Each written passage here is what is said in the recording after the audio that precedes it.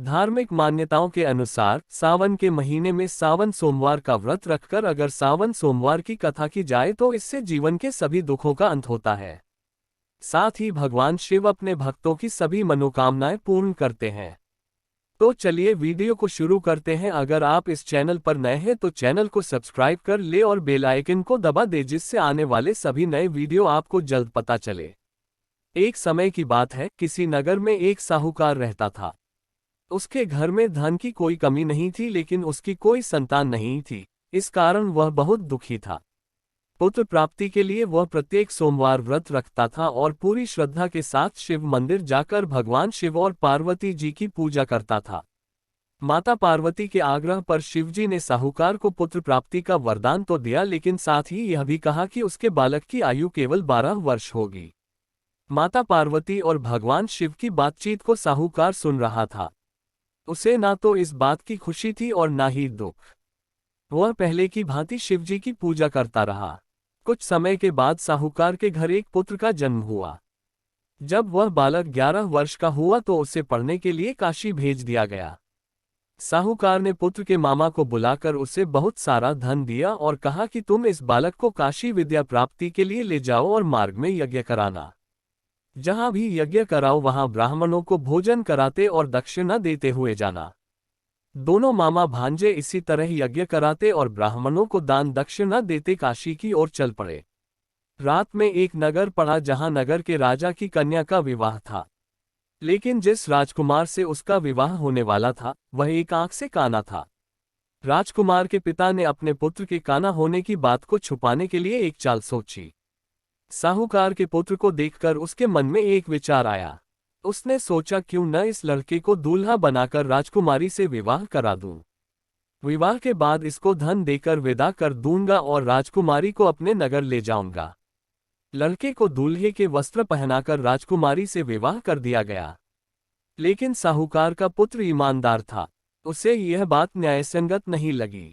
उसने अवसर पाकर राजकुमारी की चुन्नी के पल्ले पर लिखा कि तुम्हारा विवाह तो मेरे साथ हुआ है, लेकिन जिस राजकुमार के संग तुम्हें भेजा जाएगा वह एक आंख से काना है। मैं तो काशी पढ़ने जा रहा हूं। जब राजकुमारी ने चुन्नी पर लिखी बातें पढ़ी तो उसने अपने माता पिता को यह बात बताई। राजा ने अपनी पुत्री को विदा नहीं किया, जिससे बारात वापस चली गई। दूसरी ओर साहूकार का लड़का और उसका मामा काशी पहुंचे और वहां जाकर उन्होंने यज्ञ किया। जिस दिन लड़के की आयु 12 साल की हुई उसी दिन यज्ञ रखा गया। लड़के ने अपने मामा से कहा कि मेरी तबीयत कुछ ठीक नहीं है। मामा ने कहा कि तुम अंदर जाकर सो जाओ। शिवजी के वरदानुसार कुछ ही देर में उस बालक के प्राण निकल गए।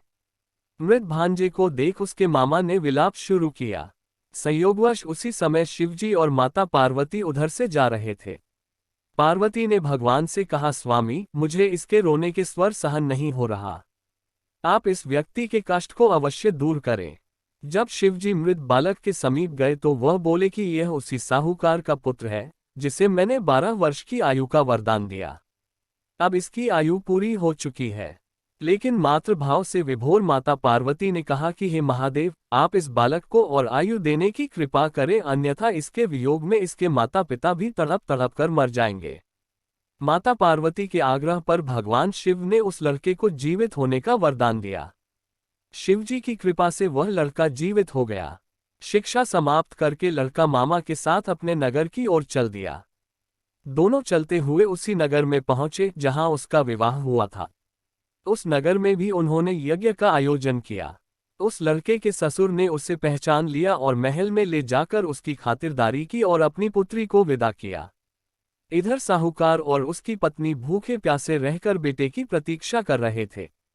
उन्होंने प्रण कर रखा था कि यदि उन्हें अपने बेटे की मृत्यु का समाचार मिला तो वह भी प्राण त्याग देंगे, परंतु अपने बेटे के जीवित होने का समाचार पाकर वह बेहद प्रसन्न हुए। उसी रात भगवान शिव ने व्यापारी के स्वप्न में आकर कहा, हे श्रेष्ठी, मैंने तेरे सोमवार के व्रत करने और व्रत कथा सुनने से प्रसन्न होकर तेरे पुत्र को लंबी आयु प्रदान की है। इसी प्रकार जो कोई सोमवार व्रत करता है या कथा सुनता और पढ़ता है उसके सभी दुख दूर होते हैं और समस्त मनोकामनाएं पूर्ण होती हैं। अगर वीडियो आपको अच्छी लगी हो तो लाइक जरूर करें और अपने दोस्तों और परिवार में शेयर करें। कमेंट में हर हर महादेव जरूर लिखें।